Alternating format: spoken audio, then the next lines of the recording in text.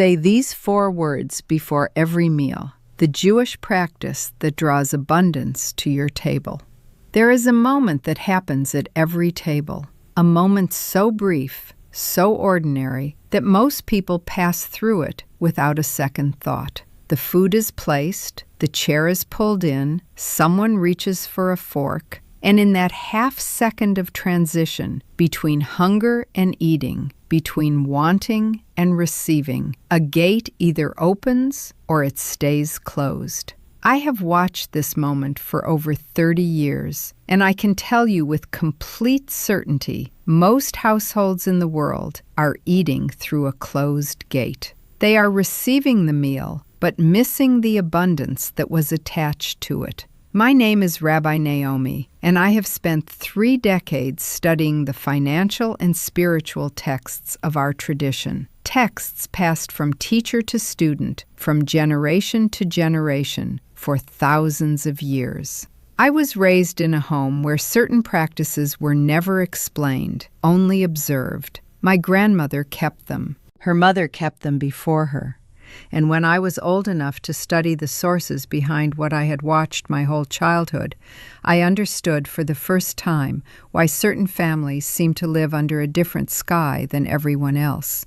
It is not luck. It is not inheritance. It is something far more precise than either of those things. What I am going to share with you today is not a motivational message. It is not a visualization exercise. It is a practice. A specific 4-word declaration that the ancient teachers of our tradition encoded into the structure of every meal, every day, throughout an entire lifetime. And it was designed to do something very particular, to open the channel through which provision flows into a household. But you must stay with me until the very end. If you hear only part of what I am going to teach today, the practice will feel like a nice ritual. If you hear all of it, the principle behind it, the mechanics within it, and the posture it requires, it will change what your table produces in your life.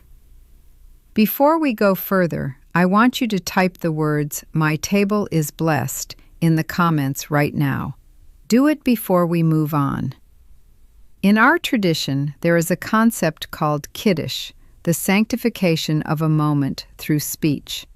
When you declare something out loud, in the presence of others, you are not simply expressing a wish, you are creating a spiritual agreement with what you are about to receive. So type those words. I will be looking for your names. Now, let me tell you about the mistake most people are making, and why it is costing them far more than they realize.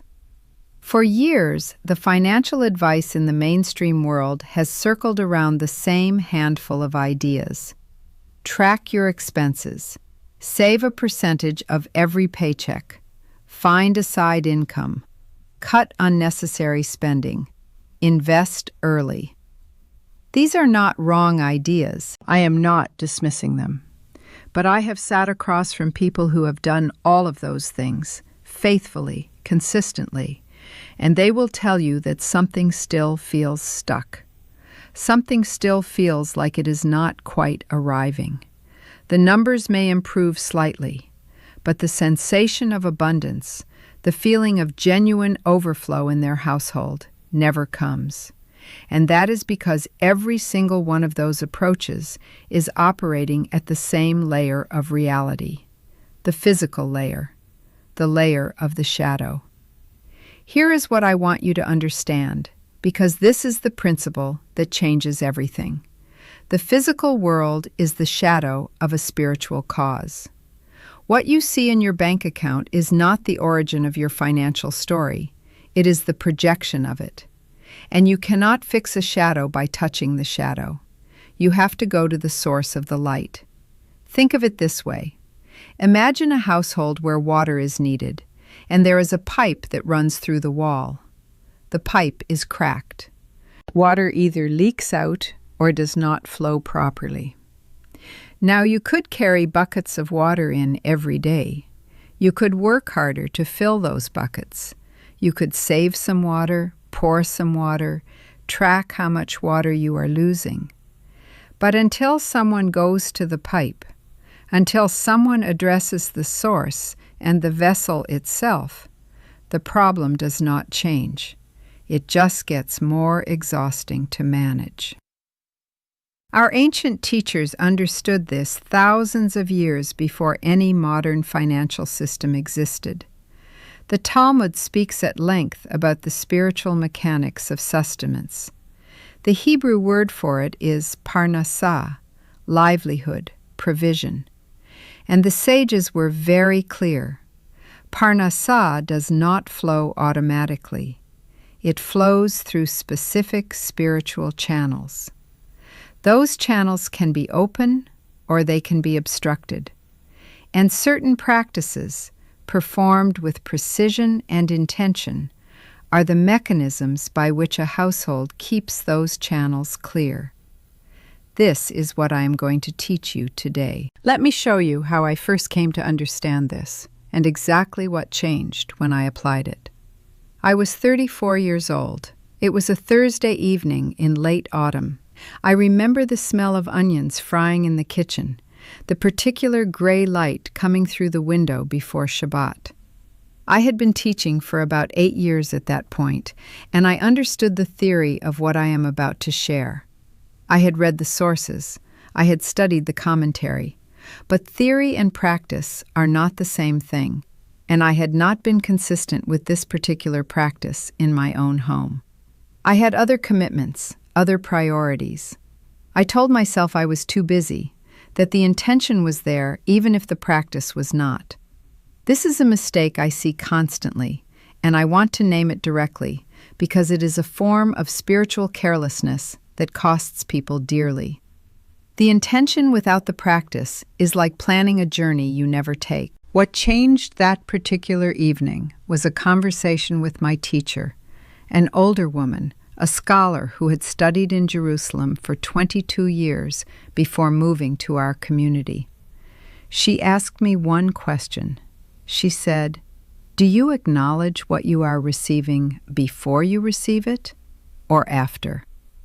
I told her I said blessings after meals. She looked at me with a patience that somehow felt like a rebuke, and she said, "You are thanking someone for a gift they have already given you. That is good manners. But you are not opening the gate. The gate opens before the meal. The gate opens in the moment between need and fulfillment. That is the moment of maximum spiritual potential. That is the moment the 4 words are designed for." I began practicing what she described that same evening, consistently, with the exact words, in the exact posture, before every meal. Not once or twice, every meal, for 3 weeks. I will be honest with you. The first week, nothing dramatic happened. I doubted. I wondered if I had been teaching others a principle I had not fully absorbed myself. The second week, something small happened. A student I had not heard from in over a year reached out unexpectedly and asked about a private study program. Then a second inquiry came from a different direction. By the end of 3 weeks, something in the household had shifted. Not a windfall, not a sudden transformation, but the first unmistakable sense of movement after a long period of stillness. What I have seen in the years since is that movement compounds when the channel stays open. I also want to tell you about a woman who came to me for counsel. She was in her mid-40s, had been running a catering business for 7 years, and for 3 of those years the business had plateaued completely. New clients were not coming. Existing clients were loyal, but the income had stopped growing. She was working harder than ever and producing the same result. When I asked her about her practice at the table, she looked at me with complete blankness. She had no practice. Her table was a workstation. She ate standing up over the counter most days. She ate in her car between deliveries on weekends. The table in her home was, functionally, a storage surface with a chair nearby. I told her what I am about to tell you. She resisted it. She wanted a business strategy. She was looking for a different kind of answer. I understood. But I asked her to apply this one practice for 30 days before we spoke again. She called me 5 weeks later. The tone in her voice was different.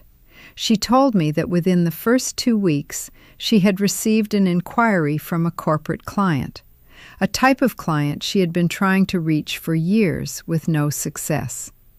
She told me the inquiry had come through a completely unexpected connection, someone she had met years ago who had suddenly thought of her. She said, "I do not know what happened, but something opened." That is the language people use when the channel clears. They say, "something opened," because that is exactly what it is. So now let me give you what you came here for. Let me teach you the practice precisely, the 4 words and the principle behind each one. Because if you say the words without the principle, you are performing a ritual without the life inside it. And a ritual without life is just a habit. The 4 words are, Baruch atah Adonai Eloheinu. Blessed are you, Lord our God. This is the opening of what the tradition calls a bracha, a blessing. But the bracha over food is not simply grace before a meal. It is a declaration of alignment. It is a statement about where the provision is coming from. And the ancient teachers were very specific about why this matters at the level of financial reality, not just spiritual observance. The first word is Baruch, blessed. But blessed in Hebrew does not mean what most people think it means when they hear it in English. The root of the word Baruch is the same root as the word for a spring of water, a brecha. To bless is to open a channel of flow. When you say Baruch, you are not simply acknowledging something wonderful. You are activating a flow. You are, in the language of the tradition, calling the water forth from the source. And this is why the exact word matters. Not a synonym, not a paraphrase. The word itself carries the frequency of opening. Say it clearly. Say it with the full understanding that you are opening something. The second word is atah, you. This is direct address. And directness in our tradition is not casual. It is a spiritual technology. When you address the divine directly, you are collapsing the distance between need and fulfillment. You are not sending a request through intermediaries. You are speaking to the source itself. The sages taught that the quality of your reception is connected to the directness of your address. A person who speaks around what they need will receive around what they need. A person who speaks directly to the source, without intermediaries, without hedging, that person positions themselves at the center of the flow. The third word is Adonai. This is the name of the divine that represents the dimension of direct provision in the world, what the Kabbalists called the aspect of Tiferet, the harmony between giving and receiving. When you invoke this name specifically, you are connecting your meal, and by extension your household sustenance, to the divine channel that governs provision in this world. Not the abstract divine, not the unknowable divine, the dimension of the divine that is specifically, operationally connected to what you need in your daily life. This distinction is not poetic. It is structural, and the ancient teachers were precise about it for a reason. The fourth word is Eloheinu, our God, the plural possessive. And this is perhaps the most important and most overlooked element of the entire practice. Our, not my. You are not claiming personal provision in isolation. You are declaring membership in a covenant community. And in the tradition, covenant is one of the primary mechanisms through which blessing flows. A person who sits alone at a table eating in isolation from family, from community, from the lineage of those who ate before them, that person is spiritually eating from a smaller vessel. But a person who, even alone physically, understands themselves as part of the covenant chain, as inheriting the promises made to those who came before, that person is eating from the full vessel. Now here is the specific practice. The posture matters. You do not say these words while standing over the sink. You do not say them distracted, while looking at your phone, while reviewing your calendar. You sit. You take a breath. You look at what is in front of you, even if it is a simple meal, even if it is a small meal, and you see it for what it actually is, a physical manifestation of provision that was spiritually generated before it reached your table. You say the 4 words with full attention. And then, this is the element most people skip, you pause. For 3 to 5 seconds, you sit in the awareness of what you just declared. You do not rush to eat. You let the declaration settle. In the language of the tradition, this pause is called kavanah, intention. It is the moment when the words move from sound into reality. Do this at every meal, not occasionally, not when you remember. Every meal. The consistency is not about discipline for its own sake. It is about maintaining the channel.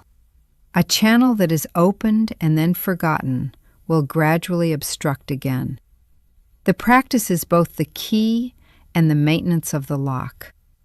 What should you look for and when? I want to be precise about this because I do not want you looking for the wrong things and dismissing what is actually arriving. Within the first 2 weeks of consistent practice, I have observed people experience small but unmistakable shifts. An unexpected call about a delayed payment that suddenly arrives. An opportunity mentioned in passing that turns out to open a significant door.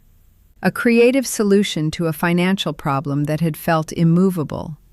These are not lottery wins. They are not miracles. They are the first fruits of a channel that is beginning to clear. Notice them, acknowledge them, and continue the practice.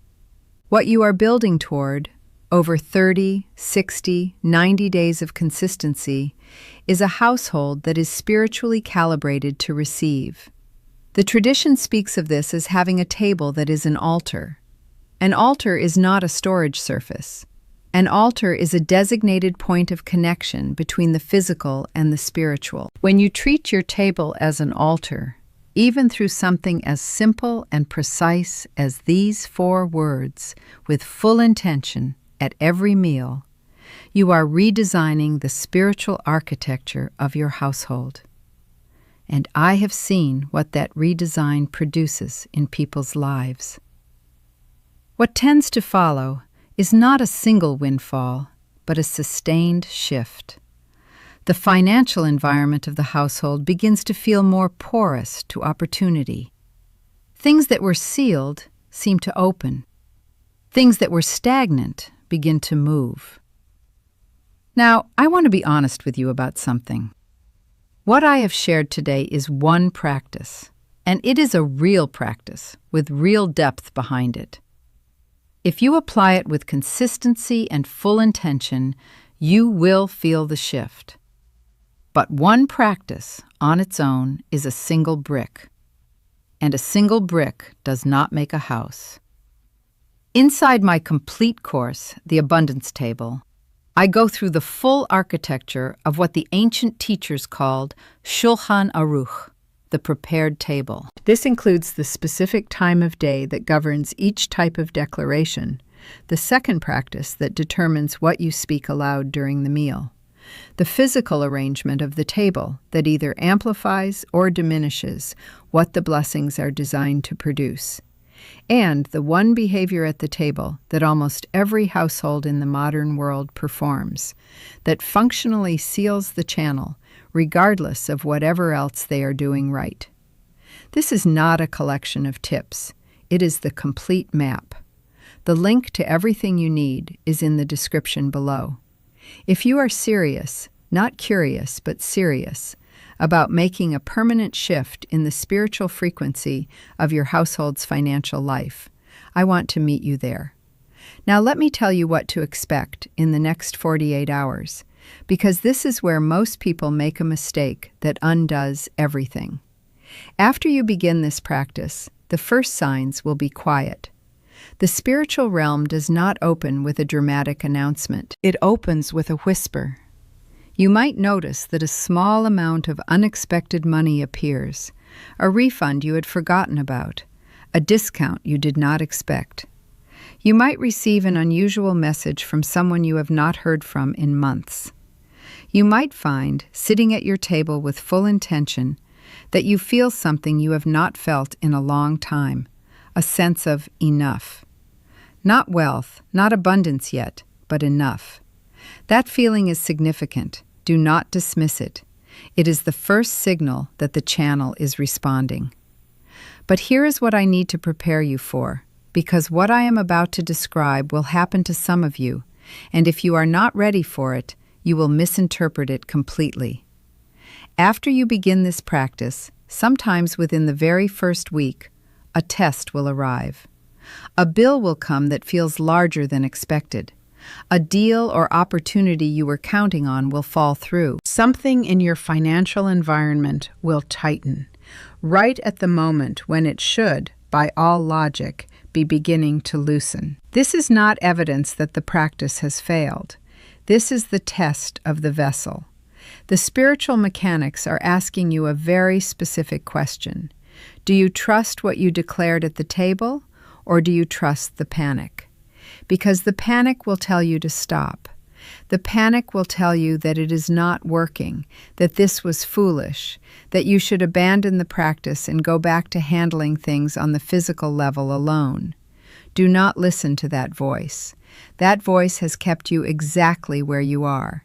Stay in the posture of what you declared. Keep the practice.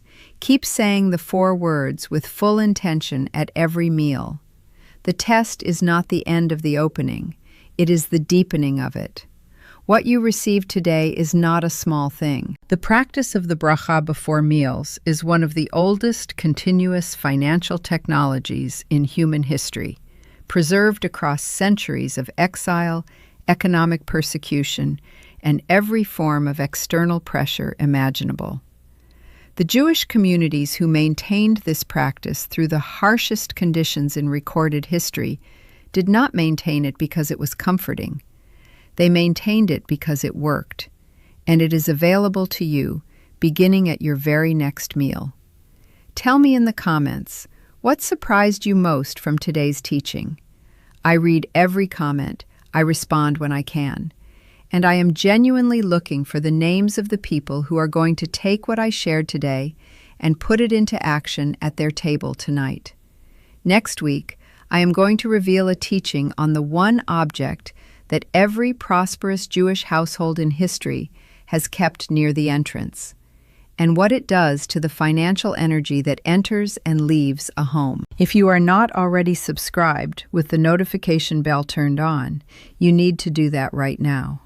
What I am going to share next week is not something you will find in a mainstream teaching, and based on what you came here looking for today, you cannot afford to miss it. If today's teaching reached something real in you, if something in you felt seen or felt opened, or felt like you finally received an explanation for something you have been carrying for a long time, press the like button. It is not a small gesture.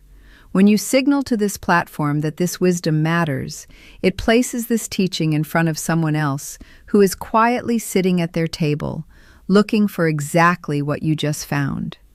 Go to your table, say the 4 words, say them with full attention and full intention, and know that you are not beginning a ritual, you are opening a gate. May your table be a place of overflow. May what flows to you be more than you expected and more than you asked for. May your household know what it means to eat from a full vessel. Shalom.